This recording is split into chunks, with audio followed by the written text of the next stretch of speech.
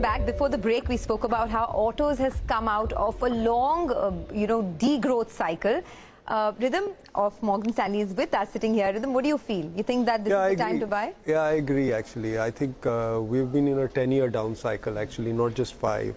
And there's a huge amount of pent-up demand. And discretionary incomes are rising. India has crossed that threshold of $2,000 per capita income. At that point, a lot of these things actually will, see exponential growth. So it's a comment I'd make about discretionary consumption in general and autos in specific.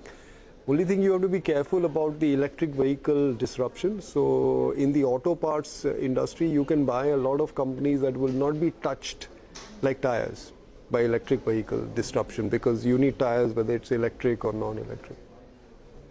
What else, Ridham, is top of mind? Real estate. I think real estate looks good. Again, very similar theme to autos. Of course, stocks have done very well. So you buy your stocks when the valuations, are in your favor. You think there's a longer runway for which will last the cycle? I think residential demand is just about starting and is probably entering into a long-term upcycle. So we should see a fairly good, and this is a little different from the 03-07 cycle where developers focused on buying land at cheap prices and then making money out of it. Now it's a more conventional real estate sector which is driven by turnover, so volume. Sure. So I think we've matured as a real estate industry, and this looks quite interesting. Ridham, defense is emerging as a big sector, right? Yeah. We had Ramesh Damani last year. He was making this point that this could be a massive sector. Initially, of course, just 1 or 2 stocks, but now this list is expanding, and some serious investments coming in this space. Are you bullish here? Yeah, see, Anuj, you can trade there. I'm not so sure about the secular story in terms of stock market. Because usually it's a difficult business. Revenues are lumpy, working capital cycles are long, return on capital gets challenged, you're dependent on the government for your order book. And a lot of balance sheets are stretched also. Yeah, so it's there is a flavor right now which will probably go on for a while, and of course there is a story out there, but making money in the stock market is a little different. So I wouldn't puncture the story right now. I think there's some legs left, but longer term I like to focus on businesses that generate return on capital, have tight balance sheets, don't have long working capital cycles, don't have lumpy revenues. These are easier businesses to own and sleep on. Ridham, lastly, before we let you go, what about the mid-cap and small-cap? Because in your reports also you keep advocating that there is still a lot of room for mid-caps and small-caps to do well.